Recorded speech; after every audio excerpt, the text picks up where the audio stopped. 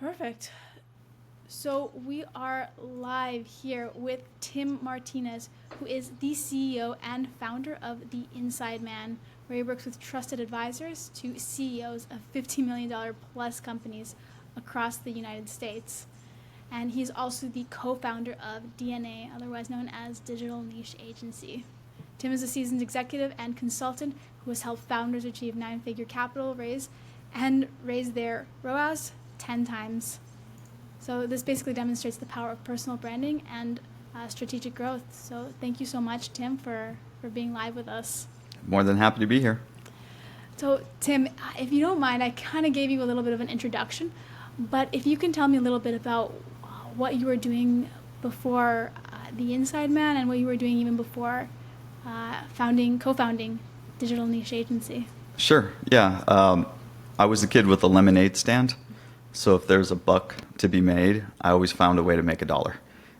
Whether that was buying skateboards and selling them to my friends, or running a silk screen company in my garage as a teenager, selling mixtapes as a DJ, promoting events, doing marketing. I always found a way to start a business. Coffee shops, retail stores, I feel like I've had them all.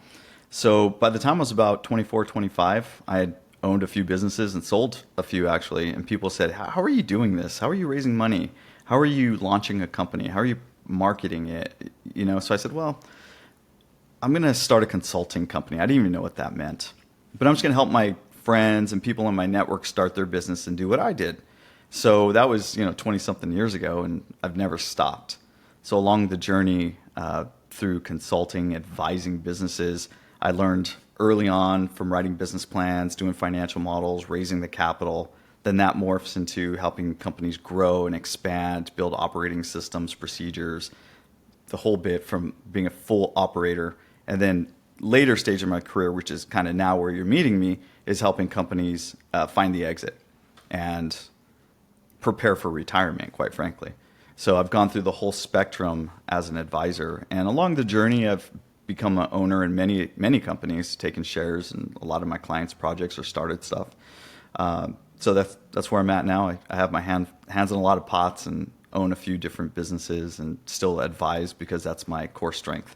And I feel like it's my gift that I'm here to give to the world. So that's what I do. Awesome.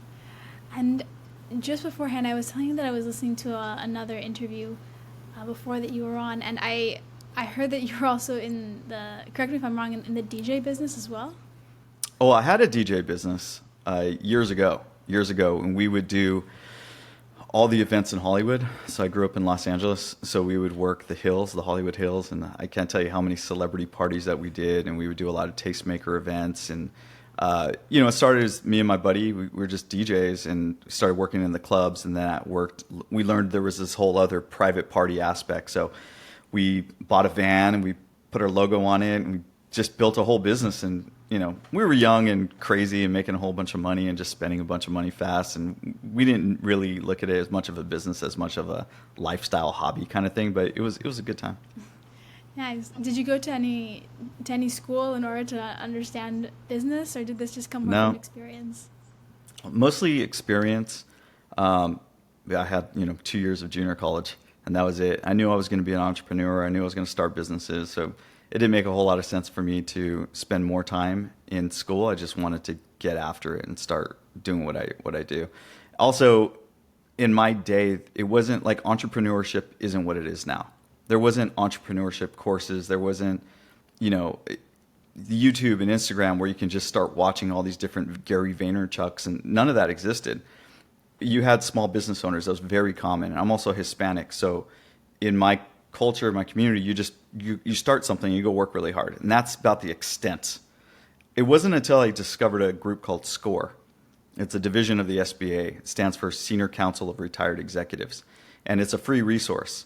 It wasn't until I met those guys when I was about 25 or so that I started meeting more sophisticated business owners, and I started learning the game of building and growing and scaling businesses. So I don't really think there was a school that I could have gone to. I mean, I've hired plenty of people with MBAs that don't know anything about business, plenty over the years. So I think the best way if you want to be an entrepreneur is to start spending money, go take the risk, get out there, lose some money, get served on a platter, and then do it again and again and again, and you'll find how to do the thing eventually. Um, that would be a starter, I would say. Yeah, and that's also one of the most daunting things for a lot of entrepreneurs starting. I know from firsthand experience that the losses hit hard, and it's not all entrepreneurship isn't all glamorized No, as like people. no, it's make not it. glamorous at all. I mean, I think half the people that start businesses should never start a business. I think they I don't know what they're thinking, quite frankly, when they get into it. They think they're going to have freedom, but entrepreneurship isn't about that type of freedom. It's not about time freedom. If anything, you become an entrepreneur because you're so committed to the cause that you don't want freedom. You don't want time. I don't want extra time. I don't like vacations. It gives me anxiety. Most of the successful business owners I know, they have a hard time stepping away because they're so committed to the cause. But I meet a lot of people that start businesses because they're like, well, I want to be my own boss. I don't want someone telling me what to do. It's like, well, everybody's telling you what to do all the time. So what is it that you're really, really after? If you're not after the cause, righting a wrong, making the world a better place in the image that it needs to be made from your lens, you see some gap that needs to be filled, something, and you're so dedicated to that, don't start a business. Yeah, a lot of people I think are sold that. Even when I was starting off too, I was like sold that yeah, you get to be your own boss, you get to do your own thing, and yeah, if anything, like you want to like get out of the 9 to 5, but if anything, you're working more than 9 You to work 5. more. Statistically, entrepreneurs work, I forgot what the report was, it's like 20 to 30% more than the average employee, and they earn about 20 to 30% less until their business gets going. So if you're prepared to work longer hours and make less than your employees for at least the first 5 years, yeah, come be an entrepreneur. Yeah, living the dream. Yeah, living the dream. Exactly. And the reason that I also brought up the DJ gigs that you got before was because the leap into consulting was, it seems like night and day. Was there like a transition for you into that, or? Well, DJing wasn't my full-time job. It was one of 50 things I was doing. I had an apparel brand. Again, I was silk screening. I was running a marketing agency. You name it. I mean, I had a lot of hustles at the same time. So, all of it came together in a pot. I mean, really, if you go back to my background, I grew up in the streets of Los Angeles and lived in Hollywood. So it's skateboarding, street art, the culture, throwing art shows, and working with celebrities. And it was just all part of the late 90s, early 2000s kind of thing that was going on that I was super integrated in. And I found a way to make money in all that stuff. I knew a lot of my friends worked at magazines. They were editors. So I knew about the advertising, sold a lot of ads, did a lot of PR, did a lot of celebrity product placements because I had a lot of friends that were famous. I grew up in skateboarding. I actually probably worked in skateboarding for the first decade. I owned a skate shop. I ran like 7 other shops. So everyone I knew was either working at a brand, was a celebrity, was a pro skateboarder, was a DJ, was a graffiti artist. It was all part of this culture and this community that I found a way to make money in, that I found a way to build a business in. After a certain point, people from outside of that community started saying, hey, can you help us? Like, I didn't know what investment banking was. I didn't know what management consulting was. But it wasn't until people from tech, and that was actually a really big pivotal point, was when Silicon Valley moved down to Silicon Beach. When that happened in like the mid-2000s, right around like 2004, 2005, somewhere in that ballpark, and everybody started moving down, I started meeting investors. I started meeting VCs. I started meeting a lot of people in the tech community. And they were saying, hey, we need your help. So it pulled me out of my world, and I started working with all these companies I never thought for a million years I would have an interest in, or if they would find what I do interesting. But we found the relationship. And then as you grow as an adult, you get into more and more and more. And so my projects became bigger. Before you know it, you're working on a gaming company in South America and some, you name it. In those days, it was low tech. There wasn't a whole lot of tech in those days. So a lot of manufacturing, and those are the types of businesses that are largely selling now. Baby boomer business, owned and operated. In mass, they're looking to find the exit and retire now. So that's just where the natural transition of my career has gone. But yeah, It's been a wild ride. That was the original networking and the original. That was the original network, for sure. And the original go-to-market strategy. Mm-hmm. Yeah, I used to work trade shows a lot. Trade show was the hack back in the day. So we would find, and I would speak at a lot of trade shows. So we would find trade shows in fashion, trade shows in sports, trade shows in licensing, and in all these different things. I was able to work with Warner Brothers on projects. Like, you'd meet people at trade shows because you'd show up and there'd be 5,000 brands all in one place. And you just spend 3 days walking around, talking to people, networking, doing that whole thing. And then those shows a lot of times were every 6 months. So in between those 6 months, you try to develop as much business as you can, reconnect, do it again, and do it again. So I've largely spent my career building relationships, maintaining those relationships, and finding opportunities to play my little part in the overall growth. Nice. Do you think that there's a new shift now in how people are networking, or is that still the go-to? Well, I mean, look, we're meeting right online. It's hard not to deny building relationships online. Like, I would consider myself an expert relationship builder, a black belt builder, elite level, and I've made excellent contacts online and I have people, and I've done business with people I've never met in person, but I know how to do that. I have the skills of years. I know how to put them in my CRM, how to follow people, how to actually care about them, and actually follow up in a way that, like, I'm sincerely interested in what they're doing. Whether or not I benefit from it, I just want to know them and encourage their growth, and how to follow them and how to keep them in my ecosystem. I know how to do it. So whether I'm doing it online or offline, I'm going to be great at it because I'm intentional about wanting to be great. If you take another person who's terrible at it, they just want to sell you something. They don't care about who you are, and they just want whatever they can get for you in 2 seconds. It doesn't matter if you meet them online or offline.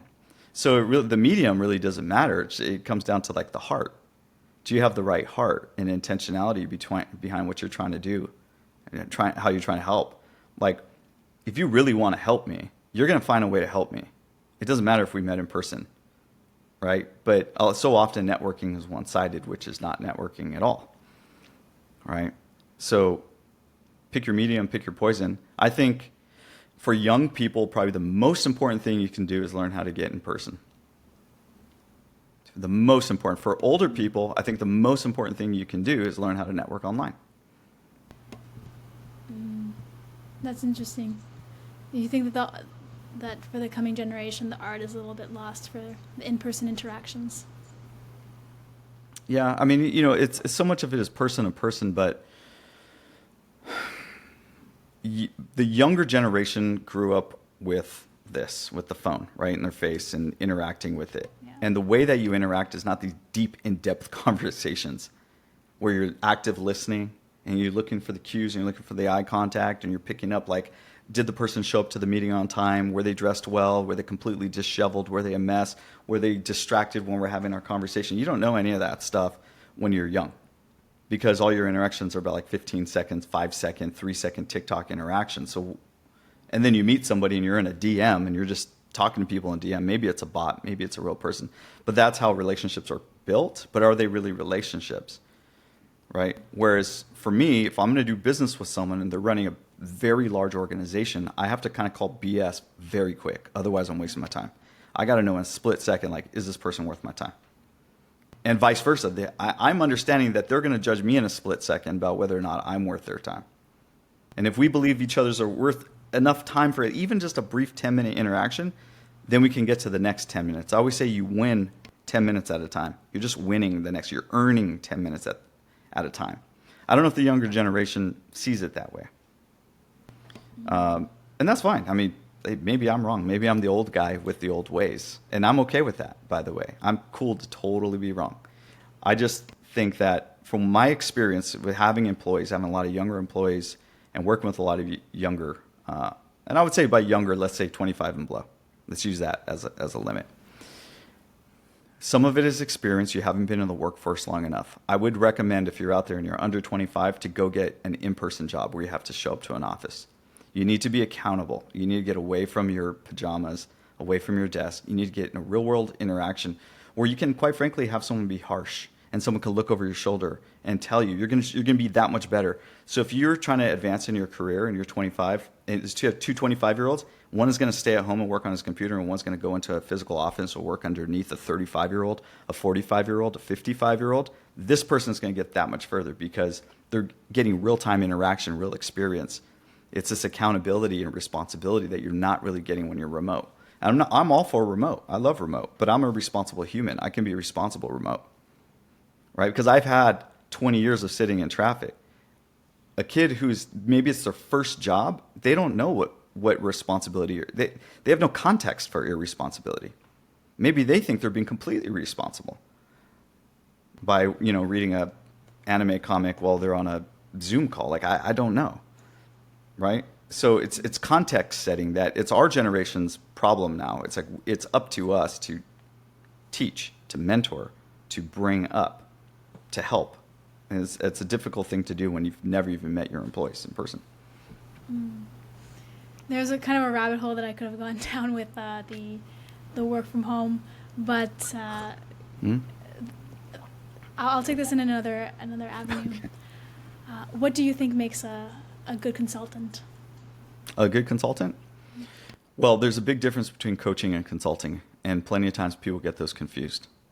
A coach is there to encourage you to be the best version of yourself, to push you harder, to set new limits so you can constantly achieve new things, always holding the bar high. So think about a trainer, right? I don't want to add another 5 pounds to this rep. And the trainer's like, I think you can do it, right? They're always trying to push you and encourage, hey, did you do your nutrition? Did you eat this? Clock this. They're on it. A consultant is hired in a very transactional manner. So a large company wants to buy, let's say, 10 companies over the next 5 years. And they're trying to figure out their capital outlay to do so. They're looking for the targets. They need some market research. They need someone to go in and define the parameters and build out the playbook. That's a consultant's job. Or a large organization just acquired another company and they need to hire a consultant to go in and do the integration, do an analysis of legacy systems and what needs to be optimized and updated, where the synergies are, where the future market opportunity is. That's a consultant. It's very, very transactional. Yes, naturally there's some coaching in consulting because you're always making recommendations. So a recommendation would say something like, we've identified these 3 middle level leaders that can ascend over the next 3 to 4 years for these 4 reasons. We've identified this person is most likely going to retire in the next 2 years and we need to bring someone up. Or we've identified some white space in the market. You have some software that's not fully being utilized. If we invested in it, maybe we can target this new market. That's very consultant territory. You're looking for exponentiality. You're looking for scale. You're looking for an opportunity where 1 + 1 = 10 constantly. You're always looking for that. So for my clients, I'm always thinking, well, we have to build out a roadmap. First and foremost, we need a game plan. And that game plan needs to be a strategic map first. We need to have a reason for why we're doing what we're doing. We need an answer for everything that we're doing. And in that strategy is a series of tests, hypotheses, bets we're going to make, investments we're going to make, right? There's some things that we have to stop doing, some non-negotiables. There's this whole parameter. So a consultant looks at the world that way. I can't walk into a business and not think of all the ways to improve it. It's like at the end of the Matrix, Neo, all he sees is numbers. It's like a coder, right? You just can't not look at something and think areas to improve it. Whereas the coach is a very one-to-one relationship. It's very personal, right? So what makes a good consultant is you need to have a lot of experience getting under the hood of hundreds, thousands of companies. I've looked at thousands of companies. I know what P&Ls look like in all kinds of industries. I know what growth rates look like, what customer acquisition should look like. I could give you benchmarks and baseline numbers. I know what acquisition multiples are in various industries across countries. I mean, we can get into it if you want to get deep into the game. If you want to be the baddest, you got to be that level of bad. And the only way you're going to get there is getting real experience. So go work with a consulting firm. Like that's where you're going to learn it. Or start some of your own businesses. There's no greater teacher to be a phenomenal consultant than owning a few of your own businesses and having some wins and having some failures. that will make you very sharp. Now, you don't have to have the level of experience that I do, because remember, I started consulting when I didn't have much of this. I just had the drive to want to learn. I had intellectual curiosity. I'm a business nerd. If there's a business book to read, I've read it. I've studied the greats, because that's the realm I've wanted to play. That's the sandbox I've wanted to be in. So if you want to be a great consultant, that would be my recommendation, is like get a lot of experience under your belt. Probably the easiest thing you can do is pick an industry. So you say, hey, I want to work in advertising. Great, go be an advertising consultant. It's going to be a lot easier than being a generalist. I should have done that 20 years ago, but now I'm a specialized generalist. That was the biggest thing too with when I started my company, that I wanted to be like everything for everyone. I just like wanted the business, right? And it's hard to say no to people, especially when you're starting off. It is. So would there be any piece of advice even you would give? When I started, I was 24, and my 24-year-old self, when I'm like, no, I don't want to, I just want the money coming in. What would you say? Well, niching down is important because it shows that you have expertise. And I think niching down is probably more important now than it probably was when I was coming up, because of the internet. So in the age of the internet, everything is, you can find whatever flavor you want. You don't really like this flavor of vanilla? That's fine. There's a million flavors of vanilla. Which flavor do you want? And it's about micro-marketing. It's about smallest viable audience. So if you can say, I know advertising very well. Okay, that's cool. Great. So you can help me get awareness and reach. Yes. I know advertising for SaaS companies. Awesome. That's totally different than just knowing advertising. I know how to do lead generation. Okay, that's even more interesting. I know how to do lead generation for SaaS companies. We do lead generation for SaaS companies that are doing 20 million plus. Okay, great. We do lead generation for SaaS companies, but it's not just SaaS, it's financial SaaS. All right, well, now we're talking, right? So who would you rather talk to if you're a financial SaaS company? Someone who specializes in B2B financial SaaS lead gen, or someone who just generally knows advertising? Right? And is it ever a worry that, like, you, at some point, that you run out of the market share because you're going to go so niche? Oh, the market share is massive. The market share is massive. I mean, just always imagine this. At any given time, there's always an 800-pound gorilla that you really have you don't have a snowball's chance in hell to topple them. You just don't if you're a small business. Because those 800-pound gorillas, at least the ones that I know, they're global. They're massive, huge footprints. They have more money to spend than you'll ever have. They can have multi-million-dollar losses as a bet. It doesn't matter. It can just roll off their back because they're so big and they have such a massive footprint. So you can't play that game. You just cannot play that game. There's no point even trying to fight it.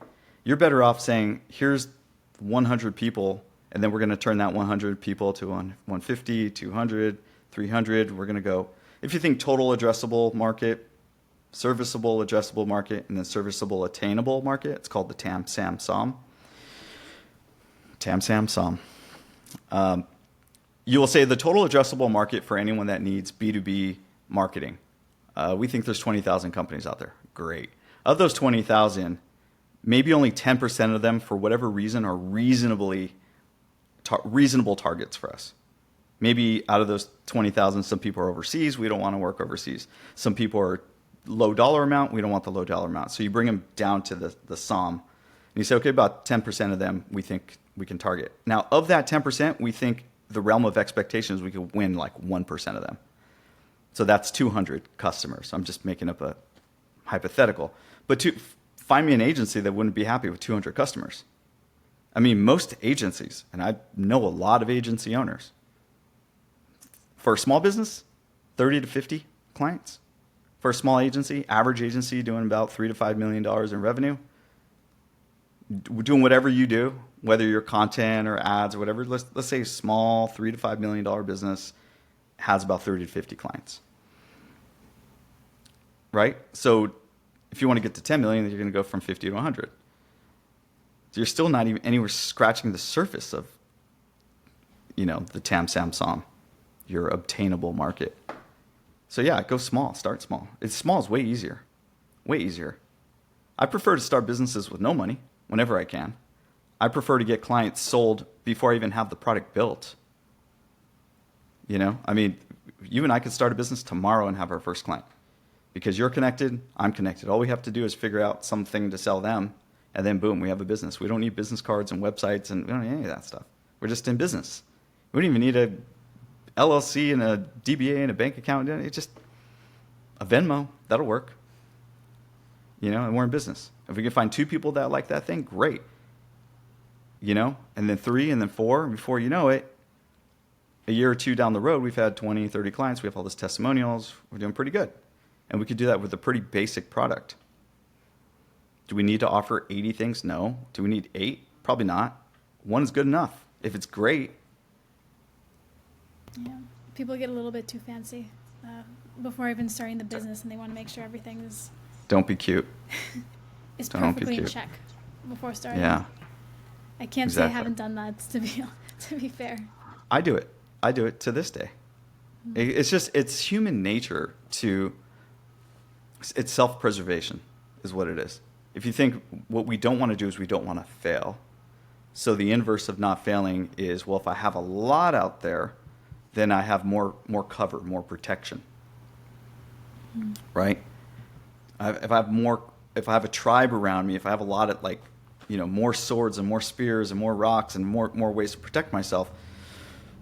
But, we're not cavemen anymore. It's like we don't need all these things. It's not really protection.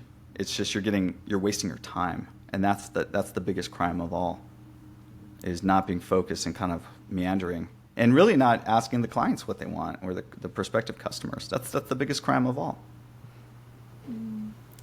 The other thing that it caught my eye in the interview that you were doing too, or my attention, was that a lot of companies, they're making like 1 million or 3 million, and they've been making it for a long period of time, but they're like, oh, we're okay at this level. What do you think separates those companies that are making 3 million from the ones that are making 30 million, and how do you bridge the gap between those two? Yeah, so it's called the Griner model. Griner model is basically these steps. At every step up the model, you need different thinking, different talent, different resources, different skills, different systems, different, to go up each ladder. So if you want to be a $30 million company versus a $3 billion company, you're going to need different skill sets, thinking, the whole bit.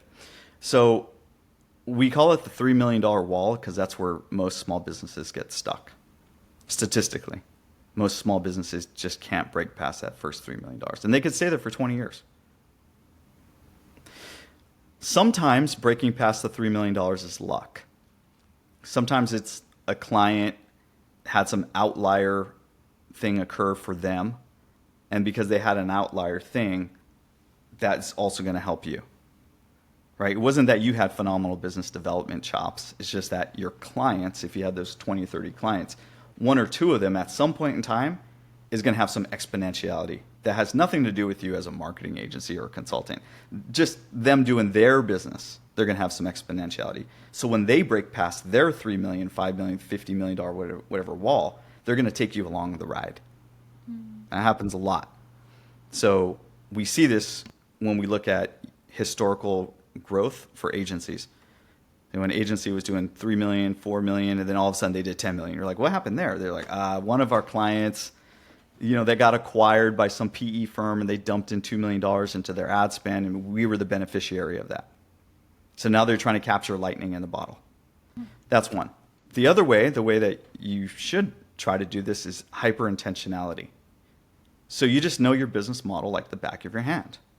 How much does it cost to acquire a customer? Where are we getting them from? How much time, effort, labor, talent, resources does it take to service that customer? Do we have systems in place that allow us to deliver repeatable results in a very efficient manner, like McDonald's? Can our systems scale, or do they break after a certain point? So if our systems are very scalable, like, for example, you're just selling books, it's very scalable to sell books. You can sell 1 million books. It doesn't take any more effort, right? It's very scalable. What's hard to scale is custom work. Custom work's very hard to scale. That's why you need to charge. Like I charge a lot of money to serve as a consultant because I can't scale me, or it's hard to scale a few people on my team. So I'd rather just charge a 6-figure, whatever it takes to do the thing, because why not? I don't need 50 clients. It's very easy to run lifestyle business. But I'm clear that it's not a business that's scalable. I'm clear about that. Consulting is not. And you can build consulting and be scalable if you create products that can scale. So when you're building a service-based business, most of the businesses in America are largely service-based businesses. It's our number one export, by the way, is services in the country. If you can build your systems in a way so you know how scale occurs. So for every 5 clients, we need to hire a new employee. Every 5 clients, we hire a new employee. Every 5 clients, or whatever your metric is. You got to know your business model like the back of your hand. So how do we acquire customers? That needs to be repeatable. You have a growth engine that's just always churning. It costs us about $1,000 to acquire a new customer. It takes us about 4 weeks to get that person. That new customer stays with us on average 12 months. That's your lifetime value. It costs us 30% to service that customer. We need 3 team members for every 12 of those customers. This is why we always have someone in the chamber to scale and ascend as we bring on the next, right? You have everything just dialed in your model. Now you know how to crank this thing up. But your business model needs to make good logic. So if it costs you $1,000 to acquire a customer, that customer only stays with you for 4 weeks. That's not a good business model because you spend all that time. You also have to know how to upsell, how to cross-sell, you create products that make your clients really sticky. So I've worked with some companies that have clients for 10, 12 years. They're like, hey, as soon as we acquire a customer, they're with us forever because we're super sticky. Well, that's a great business, and it's low cost to service. Awesome. Look at financial advisors. Oh my goodness, financial advisors, that's a great business because they're getting 1% on average assets under management, and they could take on 100, 150 clients as just one person. So very scalable. Once you know your model, you've tested the model because you've worked on the business, not in the business, you've worked on it. Then it's just a matter of pouring gasoline on the fire and seeing where your break points are, right? So that would be the first piece to move past the 3 million. A lot of times you get to the first 3 million in a real messy kind of way. It just kind of happens. You've been in business for 3 or 4 years. I think it takes about 5 years to get to that first break point. And then you kind of hover there. The next piece is sophistication of thought. You need to increase the sophistication of your thinking. And we say it's the known, the unknown, and the unknown.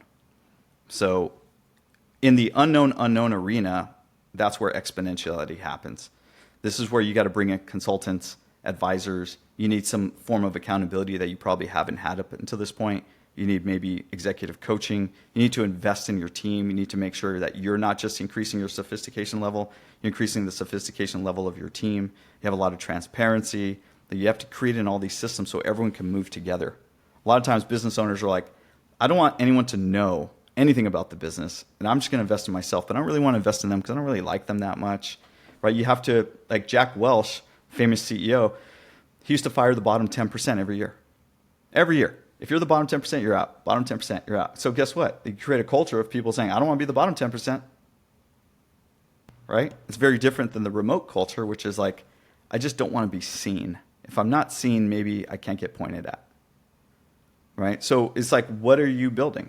A lot of times people just start companies just so they have a different job. Right? But they're not building with intention. So anything I get involved with, I just think very intentionally about it. But leadership is everything. The fish stinks from the head. If there's problems in the organization, you have to start at the CEO level and then work your way down. What are you allowing to occur in the business? Right? What standards have you set or have you not set? What's said, what's unsaid? What kind of toxicity are you allowing? Are you allowing low-level players, C-level, D-level players to stay on the bench? Why? A players don't want that, right? So you want to try to retain the A players and retain the A player clients or customers. So you put all that into a pot, and that's how you start getting past that 3 million and 30 million and so on. I can tell you firsthand, most of the large organizations I work with, the big companies, I'm one of a sea of consultants that these guys hire, in many cases, a sea of executive advisors and coaches. They're just constantly investing in that type of stuff because they understand the importance of it. But you go to a small business, they've never hired anybody to come in and take a look and do a top down and give them some recommendations, do a strategy session. Like, they'll never invest in that. That's just, it's me, me, me. It's too much identity. It's a lot of ego wrapped up in small businesses. You mentioned a little bit at the very beginning as well, just because I want to also keep this one within time frame. But Yeah, sure. you mentioned, I could talk to you for hours, but I want to respect your time too. That's all good. That, especially if you're like 25 or younger, it'd be a good idea for you to like actually go and physically have a job and have accountability, rather than the work from home culture. But let's say that somebody is past 25, they've already been working in a certain field, they've been going into work 9 to 5, and they're in a certain field like advertising. And now they say, okay, I want to start my own company, my own advertising company, very niche, specifically in SaaS, which is the field that I'm in SaaS. What would be the very first piece of advice that you would give them for day one? Before you take on a client, know your business model like the back of your hand. Know how this business scales. Know your numbers to a maniacal level. Like, I should be able to sit there and just rip on you like in Shark Tank, and you should be able to come back at me bulletproof. This is the years I spent doing business plans. So the most prepared are usually the ones that are best equipped to go forward. So you should be, my estimate is going to take, X to acquire a customer. We think they'll stay this long. We think the average revenue per, we think, right? Of course, you're going to test that and see what works and what doesn't work, but you should know how your business scales. That would be the first thing. Don't just go try to get a client. Know how your business scales. And even if this is like, since it is their first business, if they're like, well, I don't know, like, from what I've seen in the industry, like, people are pricing it at this much, the business, and they're asking, well, should I be pricing it at this much? What kind of feedback would you give somebody who they're like, I don't even know where to start? Would you give them some kind of resource? Would you point them at with price? With price. My first recommendation is try to sell at the highest price tag you possibly can, and then work your way down. It's easier to go, what do they say? Like, it's easier to go down than it is to go up. But it's your time. You're trading your life for this thing. Why sell yourself short? If you honestly are legit and you can actually pull it off and you think you're better than the competitor, then charge so. Like I told you, I have no problem charging a 6-figure for work because I know I can deliver. I have historically over and over and over and over again. Well, I know what I'm doing. I'm a professional. So if you're not a professional and you're just kind of hoping and taking some money from someone and learning on their dime, well, you can. Not to say you can't, and there's plenty of people out there doing that. So a lot of people are being very successful at it. So my approach to price is, yes, there's market sensitivity, there's this, that, and the other. But if you build something that's truly unique and remarkable, like people will remark about how good it is, then you should be able to write your own check. But you have to know how what you do multiplies what they do, right? This is called value-based pricing, where you say, oh, how much does it cost? And it's like, well, what's the value that we're going to create from working together? If we work together and I'm able to generate an extra $1 million, shouldn't I participate in the upside of that? Versus, it's $999 a month. It's like I'm far less interested in $999 a month and far more interested in, can this price put an extra $1 million in your pocket? Why don't we first figure out how to get the next $1 million, and then we'll work our way back to what this thing actually costs. That's a good point. Going back to when you were 25, is there any piece of advice that you would give your 25-year-old self? Yeah, I was crazy. I was a crazy person. I jumped ship all the time. I had a lot of wild energy. Start stuff, stop stuff, just burn it down. Like I had a lot of wild energy. So if I were to go back, I would say, focus. I would also say be very careful with who you roll with. Be very intentional and always try to increase your network with the right people that are going to bring you to where you ultimately want to go. When you're young, you don't really know where you want to go. This is a benefit for going to college because it's a networking opportunity, right? You're creating relationships with other people that have ambition, right? I grew up on the streets, so it's like you didn't have that really, you know. At least I didn't know about it until I was much older, and I started meeting all these other people in business. I was like, wait a minute, I could have been hanging with you guys the whole time, you know. So just be intentional about who's in your circle, and focus. Like get really serious about who you are, what you want out of life. Journal, get it down, and just get after it. You journal as well? A lot, yeah, very consistently. Yeah, for years, probably for 20 years, Yeah. at least. Yeah. Do you ever look back on the journal, on the notes, or? Yeah, I do. I do all the time. What I always look for is the consistency, the through lines. When you've been doing it for as long as I've been doing it, you'll start to see consistencies, and that to me is the big payoff. It's like I have always wanted a simple life. I've always wanted less. I've always been somewhat of a minimalist, but I've always been very passionate about helping people. Always been very passionate. I've cared far less about specific industries and more about the heart. I've always prayed for wisdom. I've always prayed for wisdom, not extra knowledge, not money, not things. I've never prayed for things. I've prayed for wisdom. So my hope is that as I've increased in years, that I've become wiser and wiser and wiser. And hopefully when the day the good Lord takes me home, I'm wise. I'm a wise man. I'm seeking wisdom. I want to be known as a wise human so I can help people and give them the right information, not more information. Help them extract. I want to help people reduce and extract and just get down to the essence of what matters in this life. There's so much money out there. Yeah, rad. Let's go make a whole bunch. That's cool. But are you a good human? Are you respected in your community? Do your kids respect you? Does your wife respect you? Do you have good friendships? Are you a good son, brother, daughter, father? Like, that's what this is all about. And money fuels that. Money allows you to do more things. And having a business is one of the greatest ways to create wealth in America, and capitalism, and things of all that nature. And, creating opportunities for other and helping other people become those things along their journey. But as you grow, kind of like the Griner model, you should also ascend and not become more selfish over time, not hoard more over time, because you can't take it. I'll leave you on this.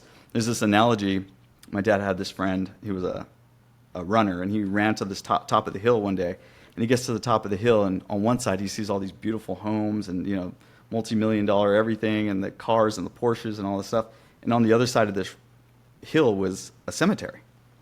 So it's like you spend your whole entire life to acquire these things, only to end up here, where you will die, and all those things will rust and they'll go away. So what is it that you're actually after? I know what I'm after. I'm clear about that. I have no qualms about who I'm trying to be and what I'm after and the kind of value I'm bringing to the world. I don't know what other people are after. It's not my job to tell people what they're after. I just know my place in this universe. Nice. There was one last question that I didn't want to ask you because that would have been a really good place to end the note on, but I feel like sure. Yeah, no, bring it on. I feel like if I don't, my audience won't like this.